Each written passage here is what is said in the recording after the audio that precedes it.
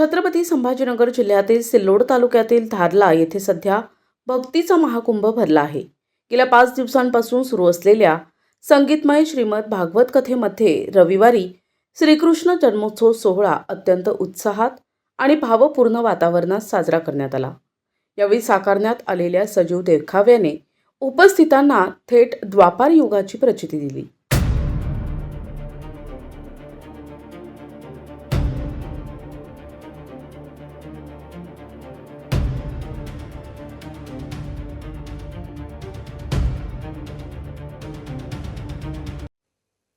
धारला येथील अखंड हरिनाम सप्ताहात भगवताचार्य हरिभक्तपरायण श्रीरामजी महाराज निकम यांच्या वाणीतून श्रीमद भागवत कथेचे रसपान भाविक करत आहेत। रविवारी श्रीकृष्ण जन्माच्या प्रसंगाचे निरूपण होताच संपूर्ण सभा मंडप गोपाळ काला की जयच्या जयघोषाने दुमदुमून गेले।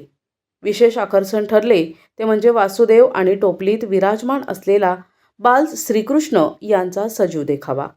चिमुकल्या शिवराज नागरे याने श्रीकृष्णाची भूमिका साकारली होती। वासुदेवाच्या सभामंडपात आगमन होताच भाविकांनी फुलांची उधळण केली। यावेळी महिला भाविकांनी पिवळ्या रंगाच्या साड्या परिधान करून पारंपरिक फुगड्या आणि नृत्याचा आनंद लुटला।